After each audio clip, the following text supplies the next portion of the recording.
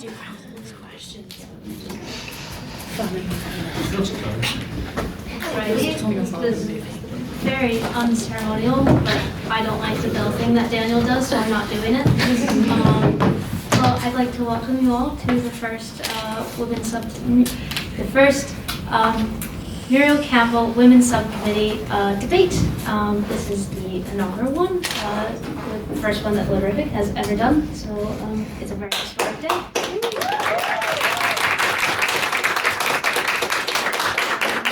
For those of you who don't know, Muriel Campbell was our first female president in the 50s. I should know this. 1915. Yeah, it was ages ago, actually. It was ages. During the First World War. Yeah. Yes, during the First World War. Thank you. 1915 was during the First World War. Oh, that's right, yeah. What? 1915. It was 15.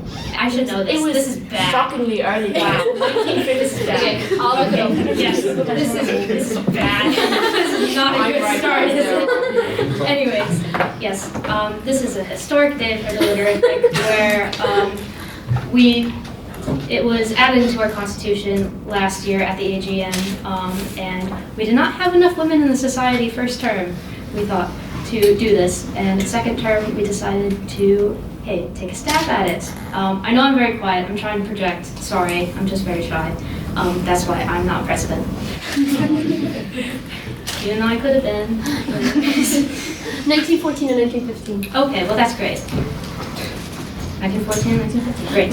Anyways, now we are going to follow the same format that our regular Thursday House debates follow. So that obviously starts with President's questions, but since I'm not President, I'm Vice President, but in this capacity I am actually Chair. I am calling it Chair Consultations.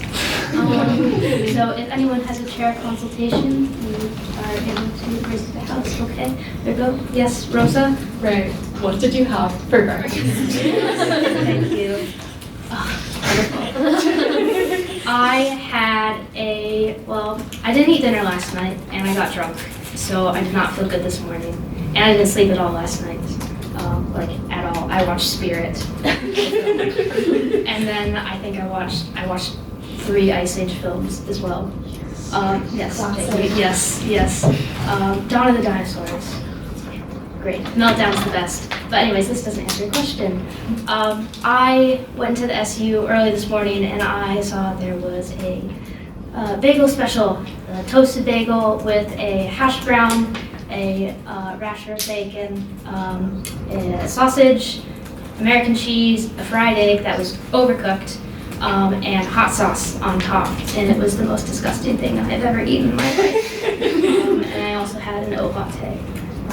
But yes, that's what I had for breakfast. Any other President's questions?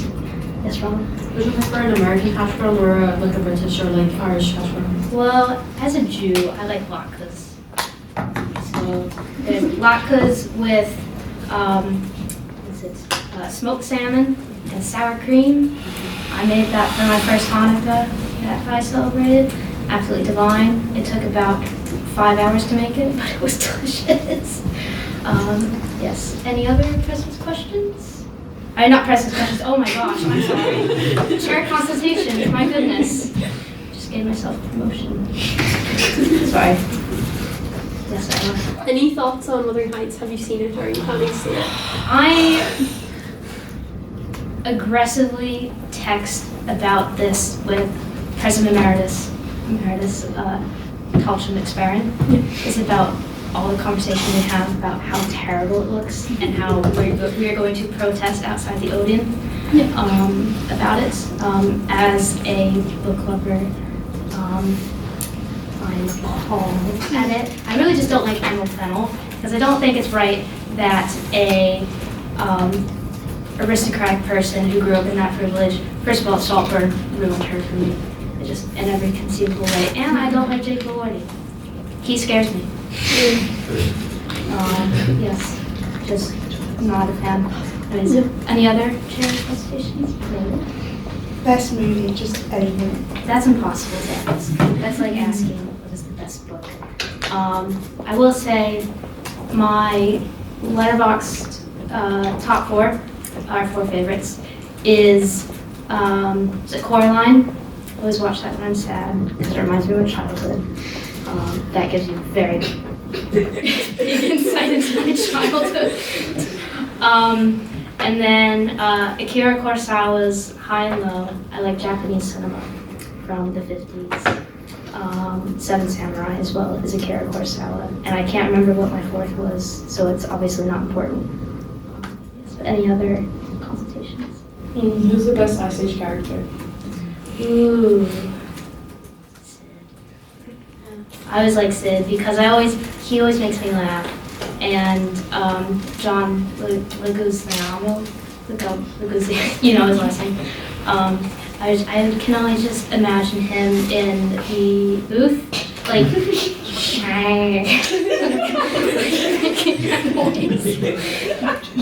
it just makes me really happy to think about.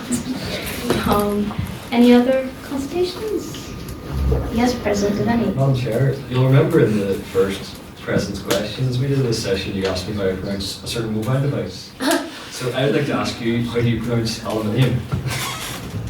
Aluminum, the correct way. Yeah, you think it is? Like, I'm not afraid of conflict. Go ahead. I don't care. Can you say phone? Can you say phone? That's what you say. Any others? Calvin? Have you been watching How to Get to Heaven from Belfast? I watched the first episode, but it made me sad because I'm going through a breakup at the minute, and that just made me sad. So I didn't, and then I turned on Ice Age. Any other teacher consultations, Rosa? What is your spiciest take? Like, if you were to make a YouTube video, what would be the clickbait title? Oh. Oh. I don't know. That's a hard one. Like, are you someone that eats pineapple on pizza, for example? Oh, no. Hey, don't you eat pineapple on pizza, Daniel? I eat anything. That's true. You eat That's no. On the thumbnail of me. Let me feed Daniel a sponge. Any others? Okay, Elizabeth? Do you have a favorite album? Ooh. Oh.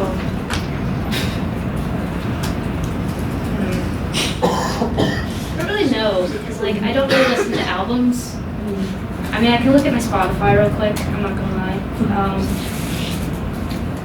I have been told that my playlist of like songs resembles Eeyore's playlist, which I don't think is very nice. But let's see. Oh. It's the Bob's Burgers music album. There's a song that's No Pants in Space that I remember listening to quite a lot when I was a teenager in high school. I can't repeat the words because it discusses certain body parts, but I'd say that was my favorite album. If there's no other consultations, we'll move on to private owner's business. This is a time to you've seen the news. Yes, I want to talk about Wuthering Heights. And I know I already brought it up, I really want to talk about Wuthering Heights because I've read the book and I love the book and I loved how gothic it was because I was very pretentious when I was 14. And that, like, for me, that was amazing. But I do think there's interesting, because it's in quotation marks in the title, and if you are a big book fan, you'll notice that Saltburn is just Brightside Revisited. Like, that's all it is. But she called it Saltburn and nobody cared. But I would wonder whether people would actually be offended by Wuthering Heights if she called it something else. Like if she called it, like, I don't know, Jacob Lordy is Heathcliff, or would we all care as much? Because I'm curious, because I do feel like I'm kind of back and forth in this one of like, are we all being so pretentious beyond ourselves? Because I think Emerald Fennell's a really repetitive director, and I think she puts in sex just to have sex. But maybe some people find it sexy, I don't know. But I think my biggest issue with it is the promotion of it. Because I saw someone being like, this is a movie for girls, they just need to turn their brain off. And I'm like, I can enjoy films without turning my brain off. Like, and also, how do you turn your brain off? Like, I'm like, if someone would tell me, I'd do it quick, like without the lobotomy part. But I'm curious about whether women can have their own content without it, and it be intellectual.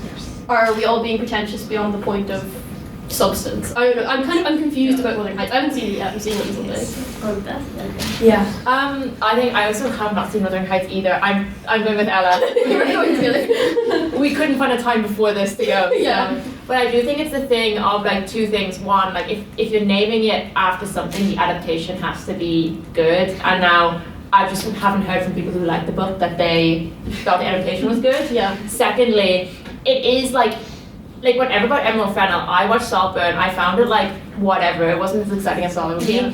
It just seems like it's Saltburn 2.0 and you're like, why take a classic book and do this? Though what I am loving is people aren't loving Jacob Elordi anymore, which is really great for me because I've been a day one hater for that.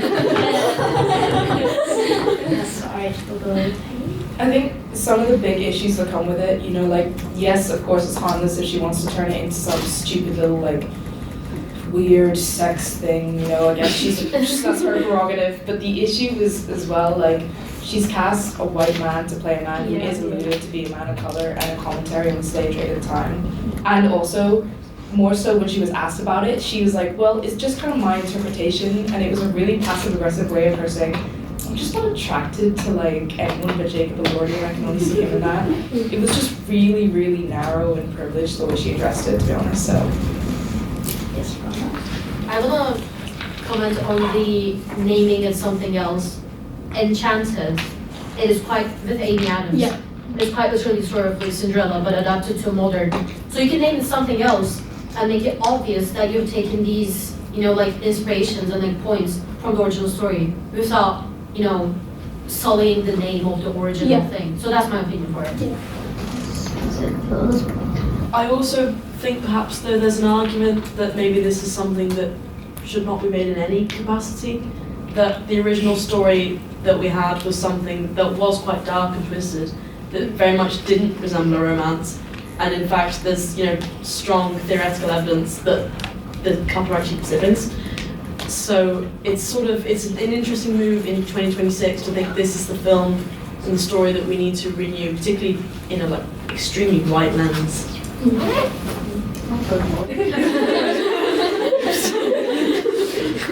Next to the audio. I don't know, I've never read or watched Wuthering Heights, but I want to say is there actually any like movie or even series adaptation of any book that actually is good?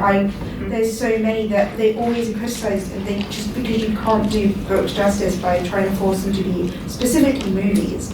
I struggle to think of one that's even half as good. Hunger Games was pretty okay, but they missed out a lot of really good parts. There isn't anything that would really justify it. So should we keep adapting books? Because it is, at the end of the day, there is no thing that's actually worth it. I will say the Les Miserables BBC Maestro adaptation is very good and very true to the book, I would say, as it goes through Fontaine and like she's all sad and stuff. Yes, Ash. I think it's an excellent point. However, I think I'm in the camp of, I think adaptations are great, like cultural evolutions on old material when done right. I think it's okay to have new material as long as you make changes mindfully and with purpose. And I think the whole point, like why people are upset with this adaptation, is because changes were made like blindly without like reference to the original material. So I feel like it's probably very difficult. I think like it doesn't have to be as good as the original or exactly like the original to be good. It can be good in its own way, in its own right, but it has to be good in its own way. Like it has to have that as its purpose. Like the Lord of the Rings movies, I think is like actually a really great example of like a good adaptation of a book series. I think in my humble opinion, like the trilogy, it's good. I won't talk about the other ones, but you know, like I find that trilogy to be like different, not exactly the same to the book, but a good example of how a movie series can be good in its own right. and I think adaptations are hard to make, and I would much prefer when people like write original stories that are based on like inspired by things, and like they rework something to create something new. And I don't think putting quotation marks is good enough to be like, it's not exactly Wuthering Heights, it's my version. Like, I don't think that that's strong enough, because I think people look at that title and they expect something true to the book, or something that has the spirit of the book with it. And in terms of changing racial casting, yeah, I think that the reason why that change matters is because it erases something from what that original book was meant to say. So I think that that's why it makes it bad, but it doesn't always, it's not always bad to change it if you do it with purpose, and so, yeah. Yeah, sorry, just to, I know I've already spoken, but no, I think the thing I'm going to start with the fact that the miscasting, I think it's one of those things where people get really annoyed about, like people, I don't know, if someone did Pride and Prejudice, which Pride and Prejudice in 2005 is an incredible adaptation with Keira Knightley, and like that for me justifies all adaptations, but I think there's so many times people get annoyed at Bridgerton for people like putting in a person of colour in a position in a time period that was that similar, and they're like, they weren't there and they weren't in that position. And then Wuthering Heights, which is the perfect film to actually have a person of colour, to not do it is crazy. My biggest, because I got spoiled even though I haven't seen the film, my biggest problem with the film is, I don't know if anyone's read the book, but it's the Isabella storyline, because that's an abusive relationship in the book, but it becomes a sexual thing in the film. It's just things like that where I'm like, why did you change that other than to turn it into something that it's not? Because I don't think the film is gothic the way the book is. Speaking of someone who hasn't seen the film yet, but is like absolutely doom scrolling on TikTok constantly. And I love Charlie XCX, and I probably will love the music. But at the same time, to try and sell to me like someone who's meant to be educated and smart, just for them to go, guys, but Charlie XCX is singing on the film, so you should like it. And you're like, why am I being talked to like a 13-year-old? I don't know. Like, I do think we are getting intellectual past the point of, well, people are, intellectualism on TikTok drives me crazy, and I do think anybody who has a letterbox account is crazy and annoying, and I'm like, nobody wants, I'm sorry, but nobody wants to hear your review where you have 2 likes, like, I'm sorry, my review okay, I'll open the floor to letterbox, I'm sorry. I've watched like 300 films this year, I'm happy with that. So, anyways, okay, yes, Dan? I think the best adaptation of Wuthering Heights was produced by Kate Bush. Yeah.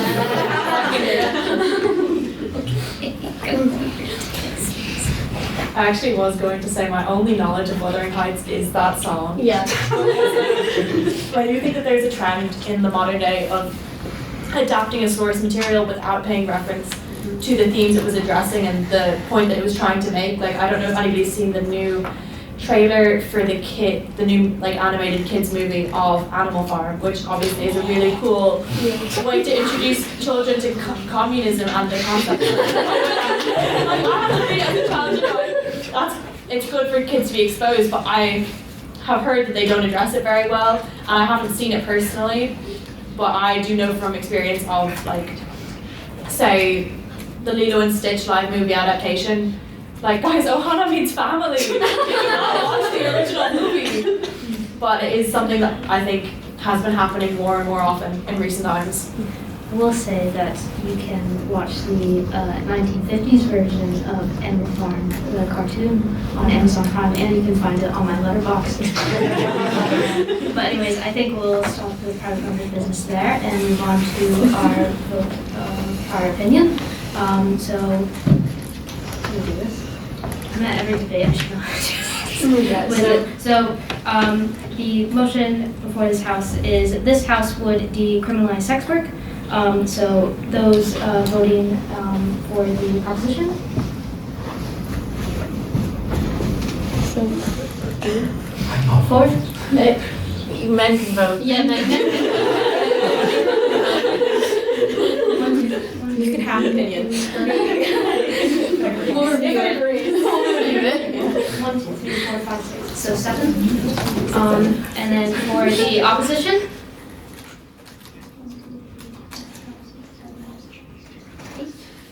Great. And abstentions? So it's like neither. You just like, yeah.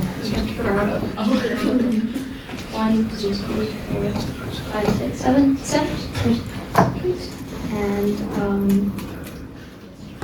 I'll say Madam Secretary. Madam Secretary. So we've got 6 votes for the proposition, 8 votes for the opposition, and 7 abstentions. That means it does motion fall now? No, it doesn't. But we continue.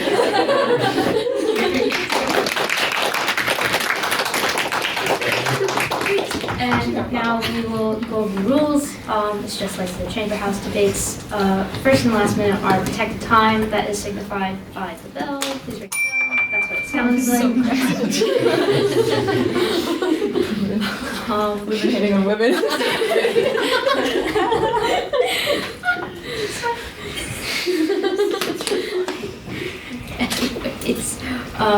Speeches are 7 minutes. Like I said, first and last minute are protected time.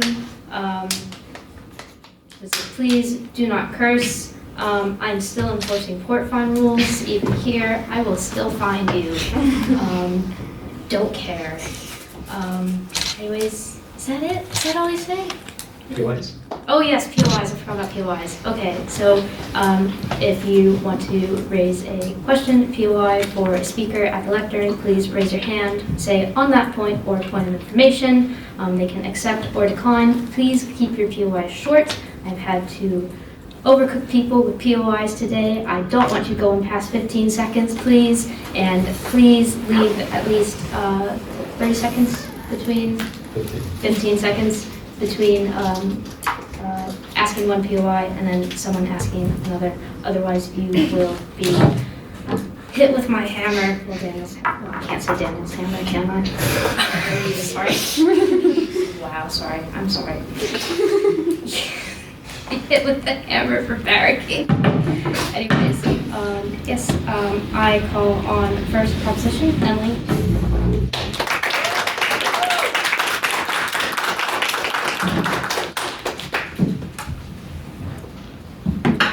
Good evening. It is an absolute honour and privilege to be the first speaker at the Muriel Campbell Subcommittee of the Literary and Scientific Society. Tonight, the motion before the House is that we would decriminalise sex work. Given that 88% of sex workers in the UK are women, it is a fitting first motion for this first subcommittee meeting. The Oxford Dictionary defines sex work as the practice or occupation of engaging in sexual acts, appearing in pornography, or taking part in similar activities for payment.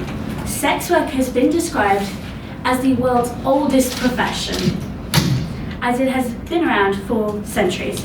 It is literally in the Bible. I'm of the opinion that sex acts shouldn't be transactional, and I'm sure many in the opposition would probably agree with that. It should be between two consenting parties, and money really shouldn't be changing hands. However, it does happen, and it is foolish to think that the ban criminalising this behaviour has done anything to discourage the industry.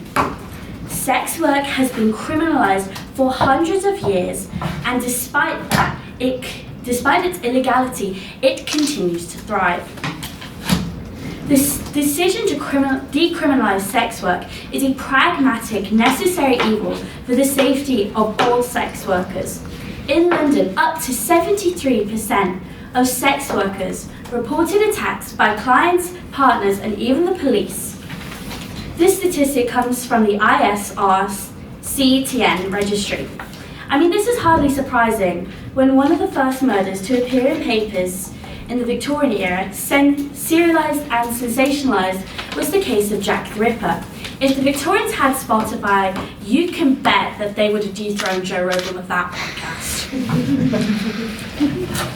Jack the Ripper brutally murdered at least 5 women, including prostitutes, in 1888. And it was only the brutality of these murders that caught the attention. It wasn't the fact that it was violence against women or violence against prostitutions. It was the fact these were so brutal and bloody that they just captured the imagination of the Victorian society, and they ran with it. This is a problem that will not go away. Violence against prostitutes and sex workers of all kinds has not gone away. The solution is the regulation of sex work. in designated areas, like in Amsterdam, where there are cameras everywhere, keeping watch, recording everything to keep everyone else safe. Unions would also be beneficial to sex workers, because if their work was decriminalised, it would offer protections from manipulative pimps who would keep earnings for themselves, and they would have no way to fight back. Because as a union, a united collective, they would be able to. And at the end of the day, sex work isn't a job that most parents want to hear mentioned when their child is asked about what line of work they want to go into. However, there are plenty of less than desirable jobs out there. I mean, look at the auditor of the UCD LNH Society. Who would want that job? Fundamentally though, the criminalisation of this industry can be compared to that of marijuana. Morgan Freeman once said, marijuana prohibition is just the stupidest law possible. And I personally think that can apply to the laws criminalising sex work.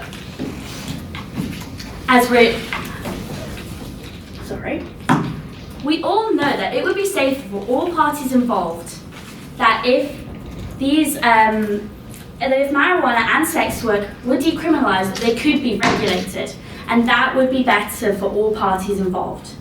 But outdated views block this, which is why for the physical safety of everybody involved, we must pass this motion. Thank you.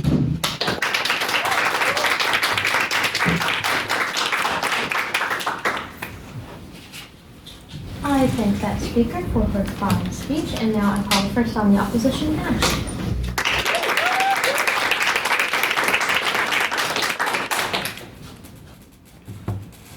Imagine a woman standing in a doorway late at night. She knows the pattern, the knock, the price. The quiet understanding that whatever happens next, the risk will be hers to carry. Tonight, something is different. The man hesitates. He asks questions he never used to ask. He watches the street. When she sets a boundary, he pauses. Nothing about her life has suddenly improved. She is not safe, she is not free. But for the first time, the imbalance in the room has shifted. Just slightly. For the first time, the law is not aimed at her, but standing somewhere behind her. And sometimes that is what protection looks like. Because the real question tonight is not about whether violence exists. It does. The question is what kind of society we build in response to it.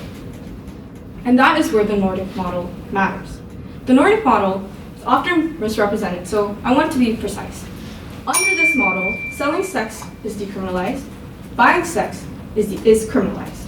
Pimps, brothel owners, and third-party profiteers are criminalized.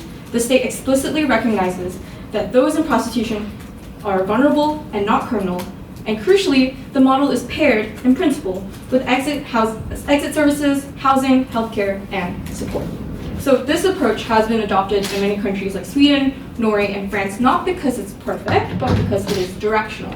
It places responsibility where power lies, with those who create demand and profit from inequality. Because that distinction matters when we consider the scale of what we are discussing. The global prostitution industry is so enormously lucrative. As far back as 2013, its annual turnover was estimated at 100 billion euros, with 20 billion in Europe alone, and it is undoubtedly larger now.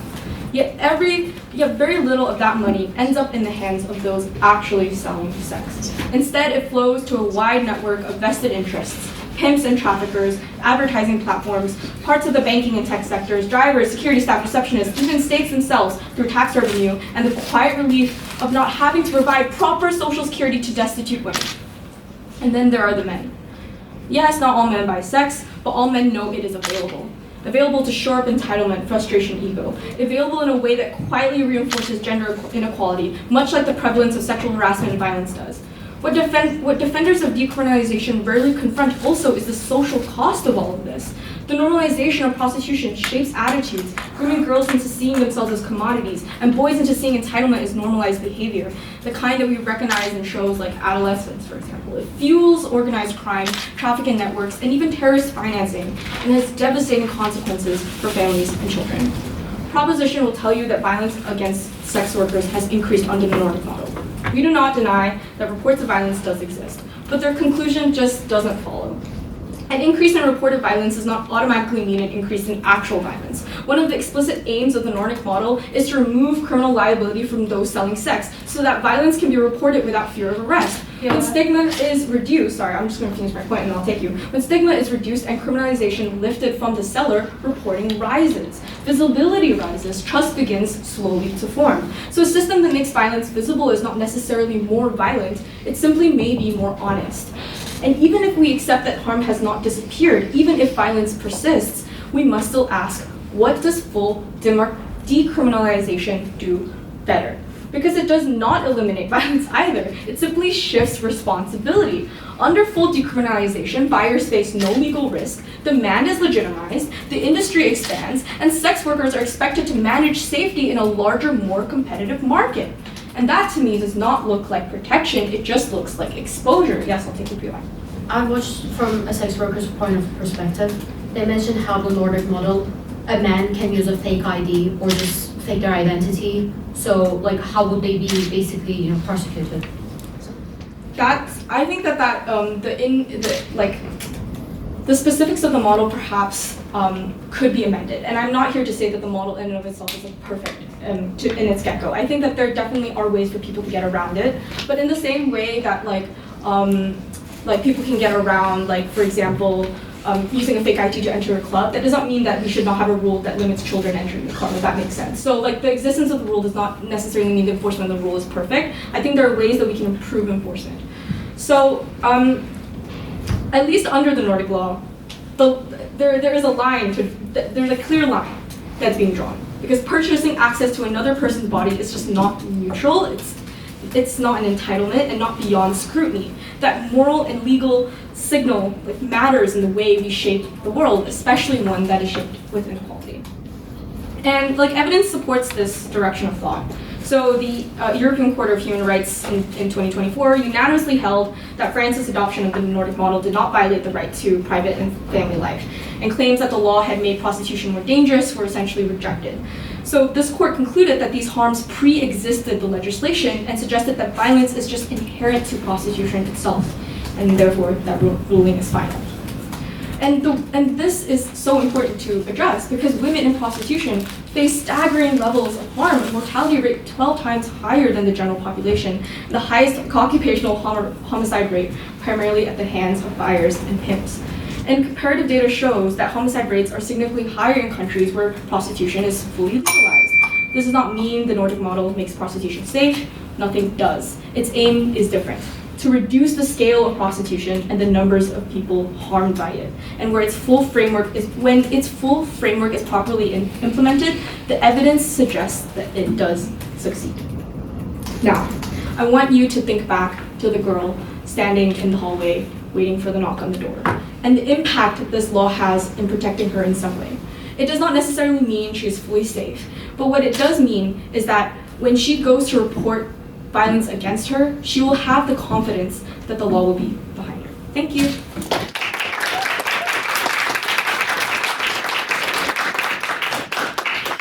Thank you, Ash, for that fine speech. I now invite second proposition, Lyra.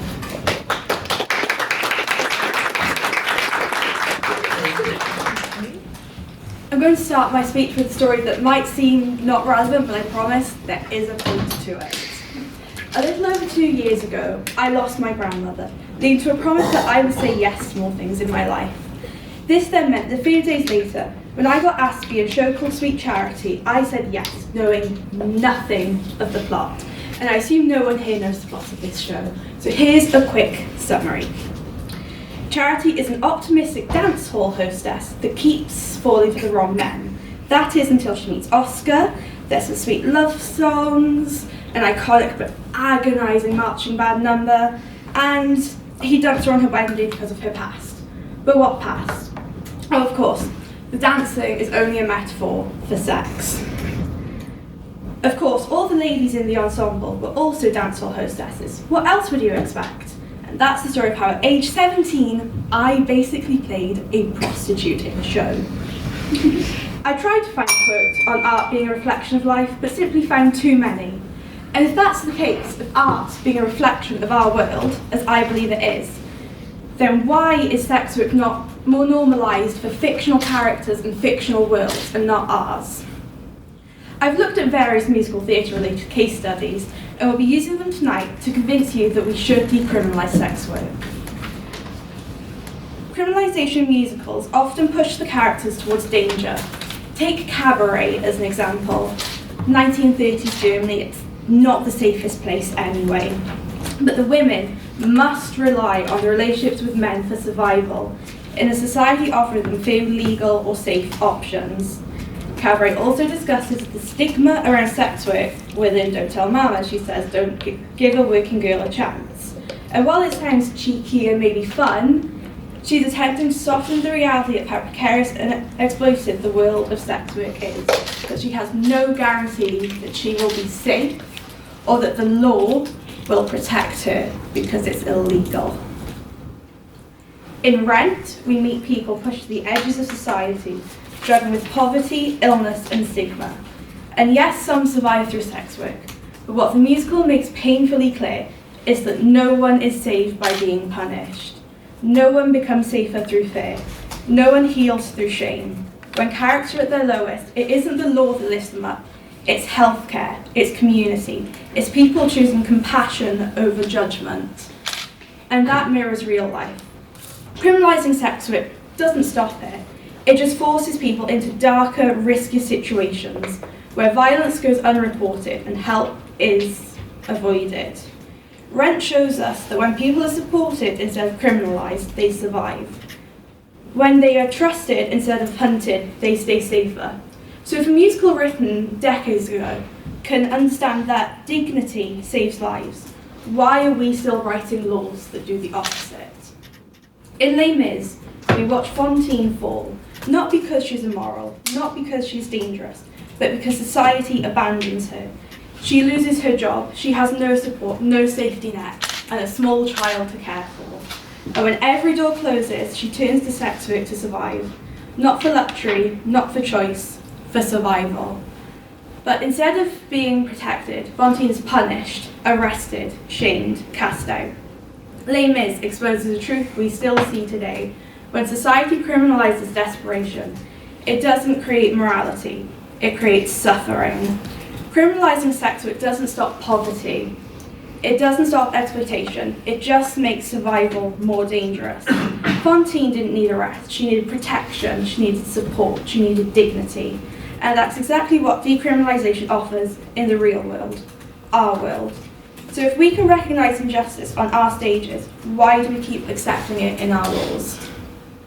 Decriminalising sex work is not about promoting it, it's about protecting people who already exist. Right now, criminalisation forces sex workers into silence, where violence goes unreported, healthcare is avoided, and exploitation thrives. Not because people don't deserve help, but because the law makes them afraid to ask for it. Yeah? I guess the model that we were talking about for criminalization is one that where sex workers themselves are not charged with any crime for selling sex, but just the people who profit off them. So how do you think that addresses your point? I think it's more that, at least in the case with Les Mis, it's not necessarily that anyone higher up profits, it's that she has to do it to survive, to provide food, maybe even for shelter. And I think going to what Emily said about Jack the Ripper, these women were targeted, and if by some chance one of them had survived, what were the chances that they would have been believed because their job was technically illegal? Yes. Decriminalisation, it makes them afraid to ask for help. No, it makes them less afraid to ask for it. It brings safety into the open. It allows protection instead of punishment. It lets authorities focus on real crimes like abuse and trafficking. This is a choice between fear and evidence, between stigma and safety, between pretending sex work can be erased or accepting reality and reducing harm. If we truly care about human rights, public health and protecting the vulnerable, then the answer is clear. Decriminalisation saves lives, and a just society should always choose safety over silence.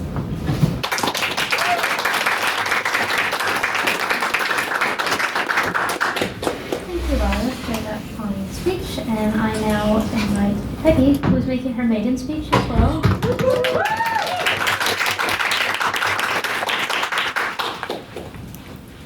Okay, I'm going to preface this by saying I'm probably going to stutter a lot, and it's just going to have to be okay. Ladies and gentlemen of the House, do I think sex work should be criminal?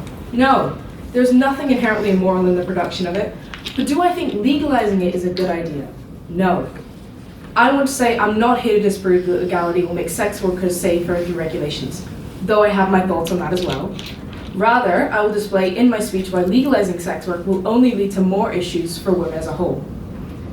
Sex work inherently commodifies our bodies. While this motion protects sex workers, it contributes to a larger societal issue and therefore makes it more dangerous for other women by affirming this notion that we are for men's enjoyment. In treating the symptom of misogyny through legalizing sex work, we appease men and we worsen the cause. While it is all well and good for me, a middle-class white woman, to be fighting for the cause of sexual liberation, and for Libby Dunn or Piper Raquel to get that bag and profit off their objectification, it is a privileged point of view that ignores the thousands of other young women who are enslaved into this very industry. When we glorify individual success stories like OnlyFans, we do nothing against the tidal wave of oppression women face. We merely change the aesthetic in which we fight against it. Now, you may say that it is precisely because of trafficking that we need to legalize sex work, bring this industry to light, and have a safe, profitable world instead of a black market of young women and men. But answer me this, if legalizing it is some fix-all solution, why is there still so much trafficking of women in Amsterdam, where sex work is legal and regulated and has been for 26 years? From 2018 to 2022, the Netherlands identified 4,732 victims of human trafficking. That's an average of 24 people per week. 60% of these were female and 10% were children. I would like us to sit with that statistic for a minute, because to me it illuminates what the consumption of sex work is really about. It's not loneliness, it's not sexual libidos, it's control. How is it that in a country that sex work has been legalized for 26 years, do we still have this demand for women taken against their will, when there are women perfectly, legally, and willingly providing the service that consumers claim to want? Because the product isn't really sex, and it's not a willing woman they want to provide it. The product is control, and the currency is a scared, unwilling participant. When we as a society legitimize sex work and legalize it, we I mix my words up. We legitimize this idea that men can purchase our bodies and that for a certain price, they are entitled to us. I don't know about the other women in this room, but I'm not willing to undress and perform acts for a few £100s. And that is precisely what this industry wants, a woman who is not willing. The society we live in demands a sexual woman, one who's game for anything, but they don't want us to want that. There must be resistance to give this product value. Why else do porn categories so often include the words stuck or lost? Why did study reveal the most popular term in relation to sexual searches was youth? We need to stop with this narrative that if we cater to the patriarchy's wants in a certain way, in a certain environment, that it will fix the problem, because it will never be enough. And I would say we've ceded enough territory. Yes, if we legalize and regulate sex work, we could provide a safer environment for some sex workers, but the environment is still dangerous. And legalizing it doesn't make women magically invulnerable. Furthermore, we assume that these regulations would work and actually be monitored correctly. In Amsterdam, a first world country with 26 years of practice, the government can't stop sex trafficking. What happens when sex work is legal in places like West Africa with record numbers of corruption, or India and its child brides, or Mexico where a woman is murdered every 3 minutes? Do we trust these governments to tackle the complexities with which we view the sex work industry? To protect those who work in such vulnerable situations when they can't even protect women now? Listen, I of all people understand why legalizing sex work seems an infallible argument for women's safety. And it is, in the fictional world where men respect us. I would like to address what I would call the cousin of sex work, the porn industry. Initially in the same position that sex work is in now. We all know it's happening, people know how to access it, but it's taboo, it's illegal, just like porn was. Would we agree that legalizing porn to monitor it better, specifically those in it, has helped make the world a safer place for women? Has it? Porn was first legalized in 1969, and since then it has exploded into our lives, our screens, our culture. We are alarmingly aware of its presence, of its effects. And how has legalizing it worked out for women's safety? How many young women are strangled and hit by their partners because that's what porn normalizes? How much has the plastic surgery industry boomed? How many people have been secretly recorded and posted online? Did legalizing this protect women? Did it satiate the demand? Or did it just throw fuel on the fire? A 2010 research study analyzed 50 popular porn films and that found that out of 304 scenes, 88% depicted physical violence and 49% verbal aggression. The line drawn between consensual and non-consensual acts in pornography is extremely blurred. To bring this back to the motion at hand, I would argue that consent becomes even harder to define in a society where money can be exchanged for someone's body, especially when so often this exchange comes with this weird dance of coyness and non-consensual consent. I think most people in this room would agree that porn becoming mainstream and easily accessible is irrefutably a scourge on our society. Will we not learn from this mistake? Will we let this happen to sex work too? I want to be incredibly clear. I do not believe that sex is immoral, that we should all hide it away. But I do think that when we as a society, when we in this house as women say, yes, you can give us money for sex, we affirm this notion that that's what a woman is. Tell me, when men start to see that they can purchase sex from a woman, or a man, not judging, like they're buying milk from a shop, do you really think the historically dense half of our species is suddenly going to grow the emotional intelligence to differentiate between a willing participant in sex work or a woman who's playing hard to get? They already can't find the clitoris or tell them and then no one really screams that much. They already think it's okay to choke and slap and spit and degrade women in bed because it's so mainstream. Do we really trust this population to responsibly consume sex work? Okay, I'm just going to skip to the end here. To legalize sex work is an attempt at whack-a-mole. For the small portion of women we protect with regulations, assuming these even work, we unleash a far more dangerous beast onto everyone else. Would we legalize heroin because it would regulate it better? Would we lower the drinking age because we could see what young people are doing? So why is it different when it comes to women's bodies? Thank you.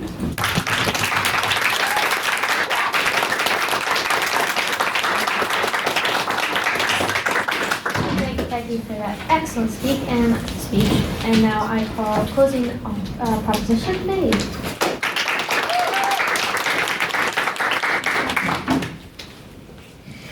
Welcome. So, decriminalising sex work sounds the same, I'm aware. Opposition will try and tell you that it will increase abuse to women or increase trafficking, but I don't believe this to be true. Just to refer that when I do talk about sex work in this bit, I'm mainly referring to prostitution over pornography. So, don't be acting like I'm saying we should outright decriminalise all sex work. Let's bring it back to what, for some reason, so many speeches of my speeches come back to. Regulation. Let's look at the laws surrounding pornography. It's legal to distribute, produce and sell all pornography as long as it involves consenting adults and doesn't portray dangerous situations such as sexual assault or dangerous wounds. This is an example of how regulation works in a beneficial way for all parties. While trafficking, exploitation, other illegal pornography obviously does exist, and I won't deny that at all. With the regulation in place, this takes place much less often than if it would if all pornography was legal. How do I think this? Well, common sense. If all of it's illegal, with the same consequences, some gross people are willing to pay more for what is currently illegal, such as CP, compared to the porn between two consenting adults. What do you think these producers will prefer to make if the consequences of them being caught are the same, but the price of the other is higher? Now, this is why I promote regulation over outright banning.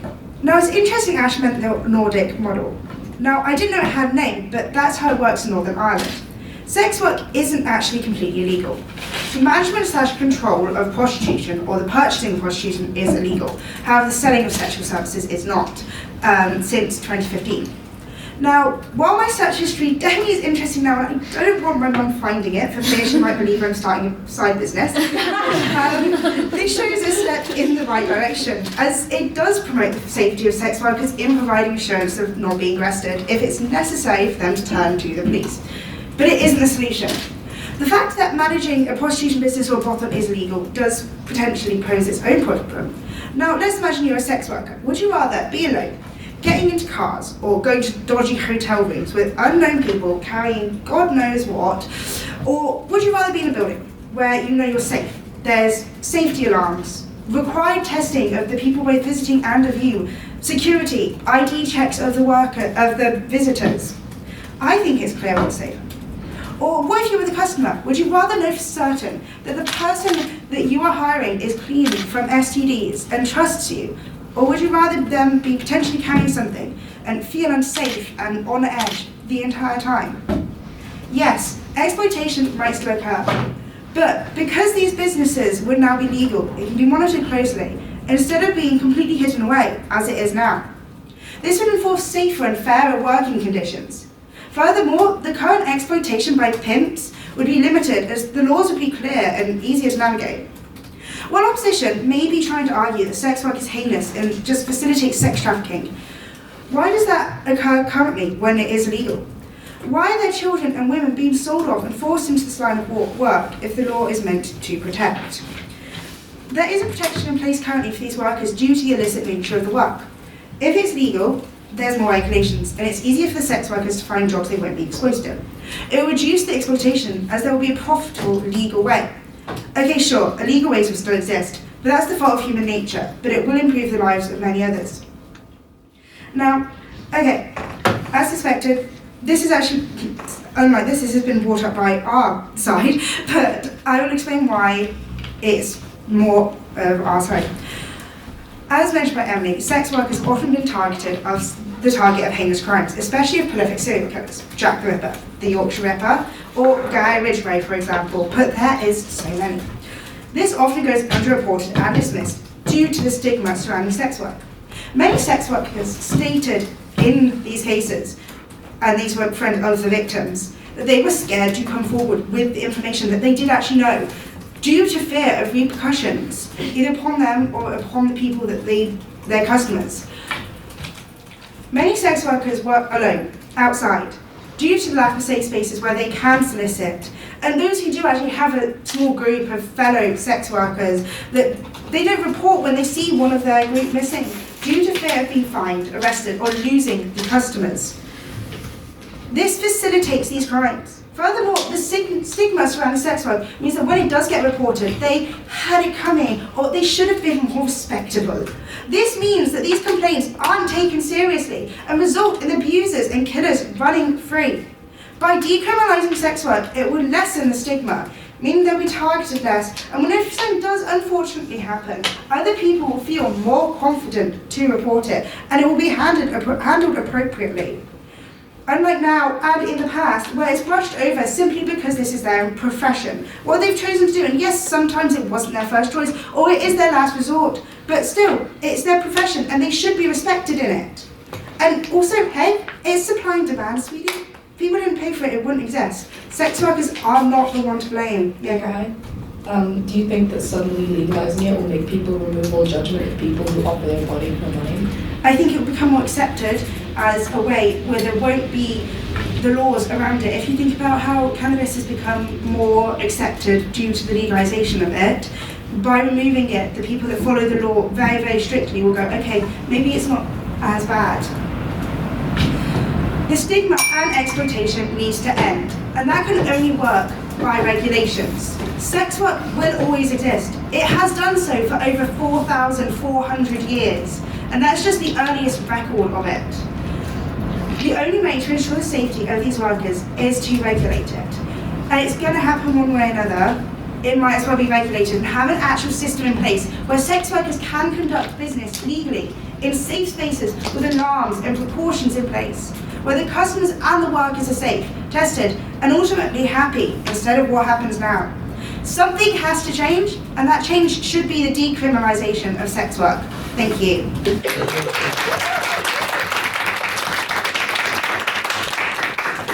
I thank Maeve for her fine speech, and now for Rosa to close for the opposition.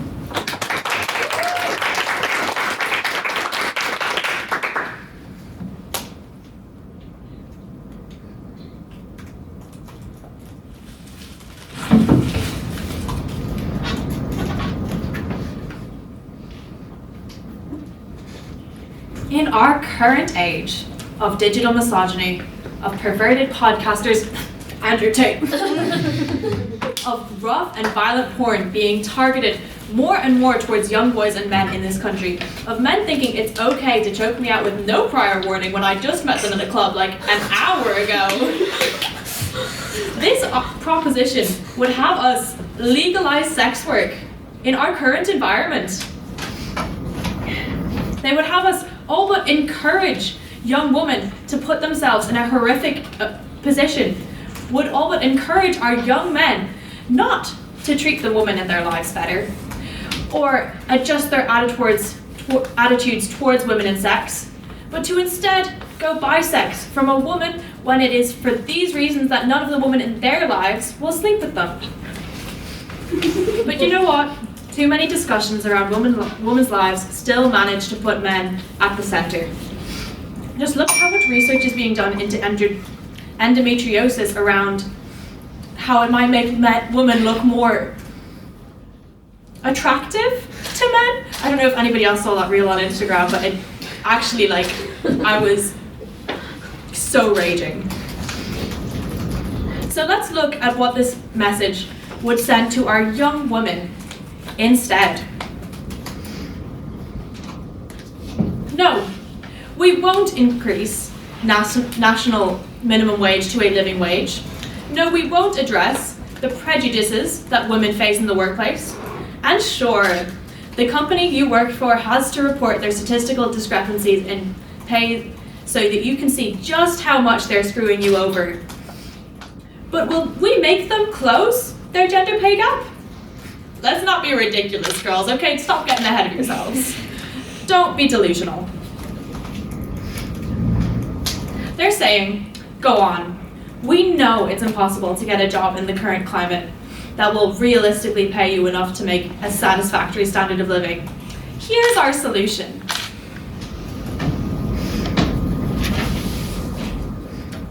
Maybe I'm a hypocrite. The amount that my friends and I joke about selling our feet pics, starting with OnlyFans, going out to stand on the corner in slutty outfits when the bank account gets too low, to varying degrees of seriousness depending on the nature of our upcoming costs.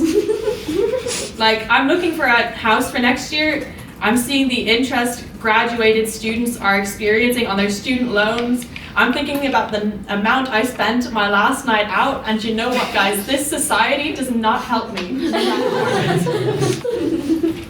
But let's be so for real here. It is not my privileged white ass that is going to find itself in that situation with a... My bad, Ray. I'm so sorry. With my middle-class parents that can help me pay my rent and send me money for my dinner, with my education that gave me the support to go into a STEM field, and my Irish passport that lets me work here with no fuss, it is going to be the young, underprivileged immigrant women who don't have any other ways to support themselves or their families. 90% of women in sex work see it as their only option for survival, according to Professor Maria Tammet of Criminal Law and Victimology.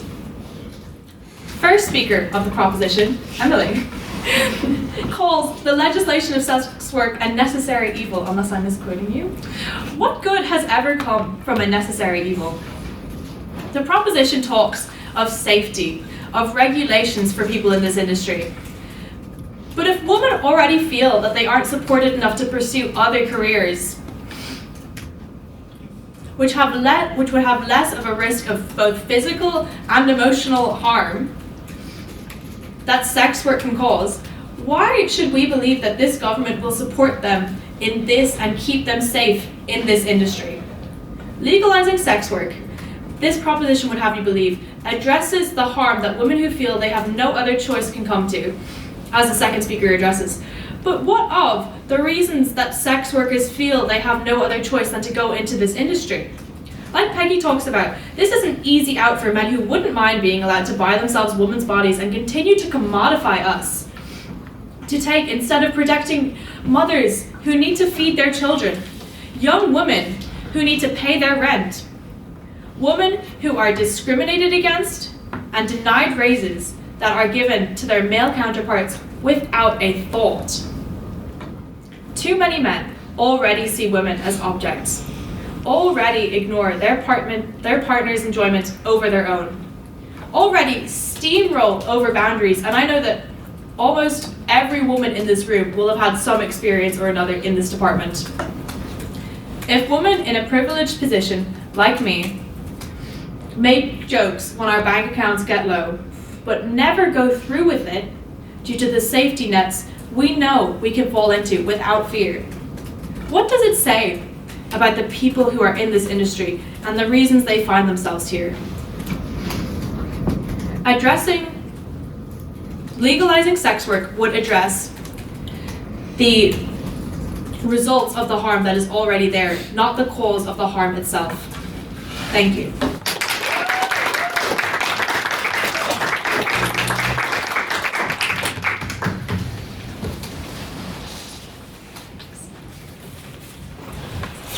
Thank everyone for the wonderful debate.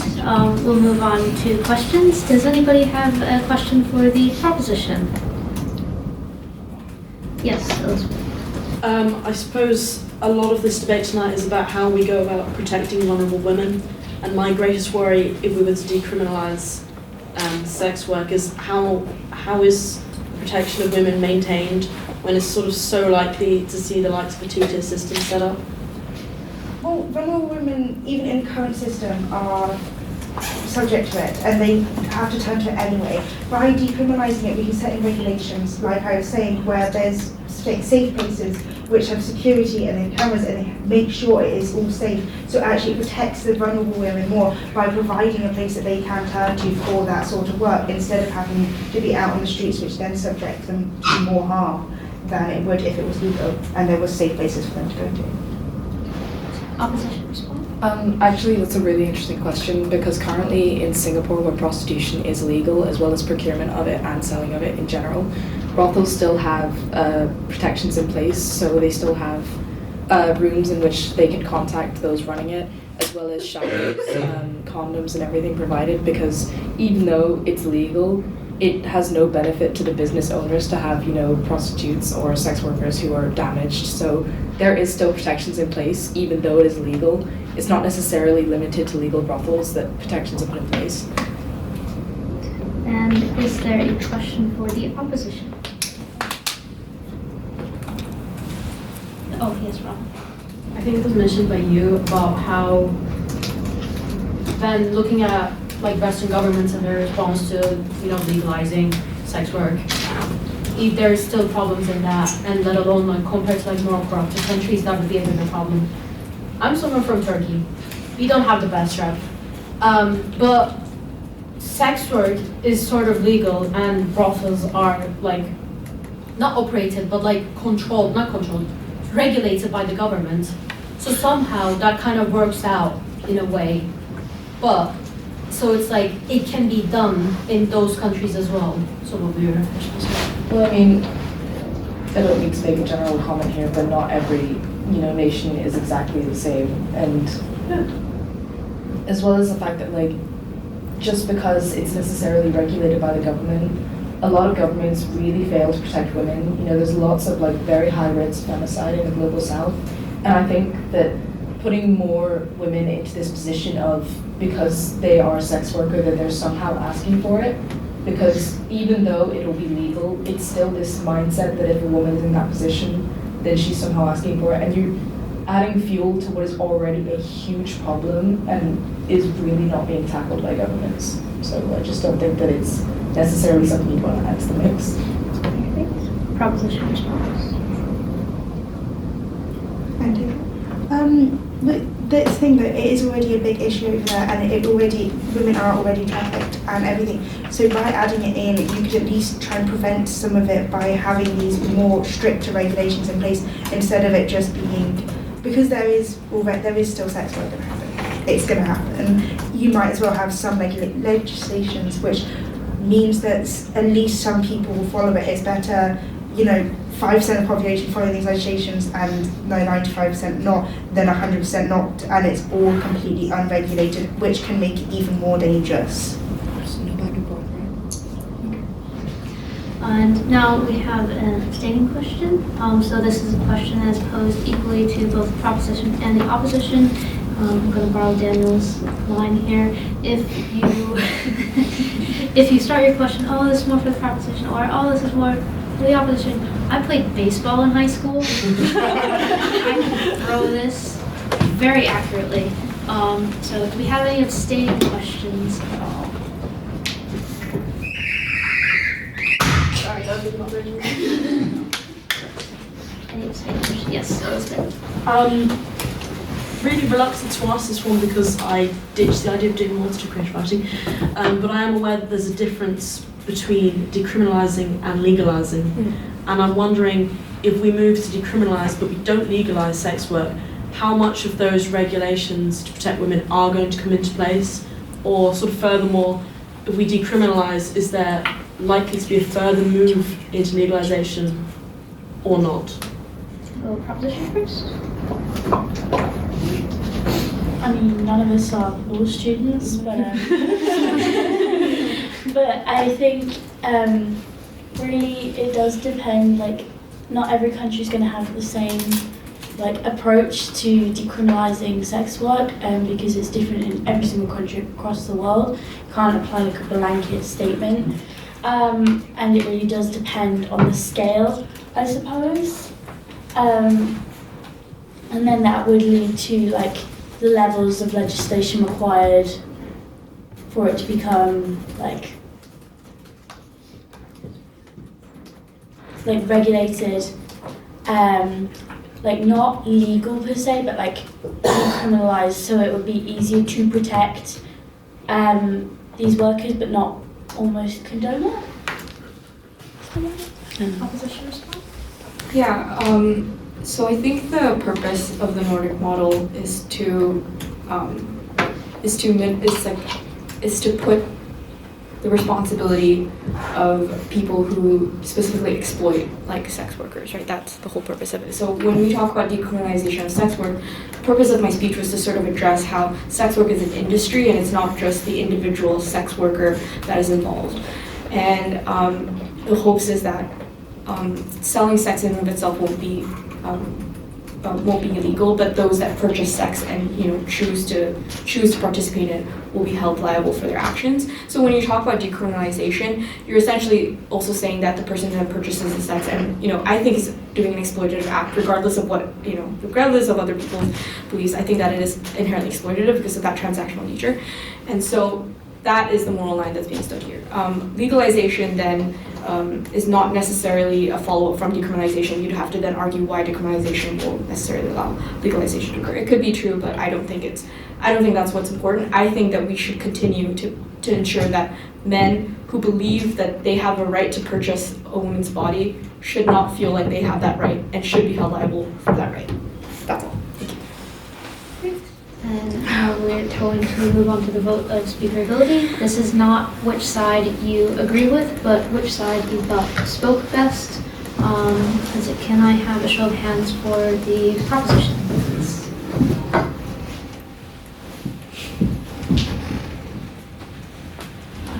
Yes. And can I have a show of hands for the opposition, please?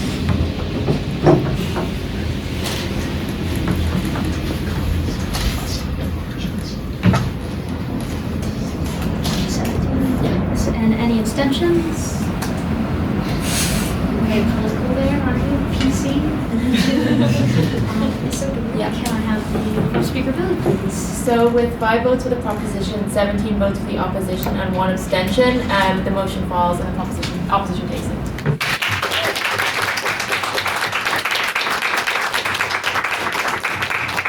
I also again want to give a round of applause to Peggy.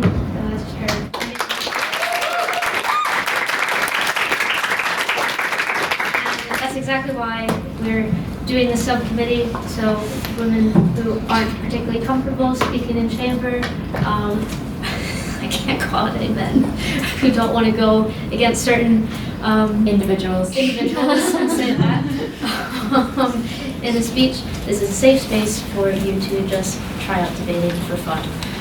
If you want to sign up for any speeches, please scan the QR code. I've also been told to tell you that conversazione tickets are for sale through the QR code. That is our annual formal. That is on the 23rd, the 23rd of March. So please get your tickets, and you get £5 off if you have membership. That's fun. So membership is closed at the moment. Membership is closed. You can still buy it, but you can't vote in the AGM. You can be put on a waiting list. You can put on a waiting list for it. Okay. Okay. Yes. And then yes. I have my workshop tomorrow, guys, in this building at either 5 or 6 o'clock. I'm sorry for the lack of clarity, but our secretary is not replying to me right now when he booked the room. But at 5 or 6 o'clock, you all better be there. It'll be really, really fun. If anyone came to my last workshop, it was amazing. But there was only like 7 people there. So I want more people. And if you want to speak at debates, this is a great way to learn how to do it. I will announce the details about the room and the time in the WhatsApp. So before you leave, please scan that QR code if you're not already in the WhatsApp. You also get updates about everything else. And then also we have our debate this week about the Labour government, our normal standard chamber debates. They're a bit more different than these ones, there's more men. But it'll be really, really fun. We have a great lineup of speakers, we have more maidens, and congratulations again to Peggy. I'm internal convener, so I'm always pro maiden. So please come to my workshop, guys, please. But back at the end. Yes, I did see one of the slides on. I was. It's funny, like it's not serious. It's not serious. Like you will walk out a better debater, but it'll be a fun time too. Like, and there's a lot of slagging off and stuff. Like not to you guys obviously, but primarily to Henry Reardon. So please come to my workshop. It'll be really fun, and I may, if enough people are there, I'll buy sweets or something. I don't know, but that's relying on over 15 people showing up. So hi, Bar. Anything else? No? Great. Right. I call this meeting adjourned.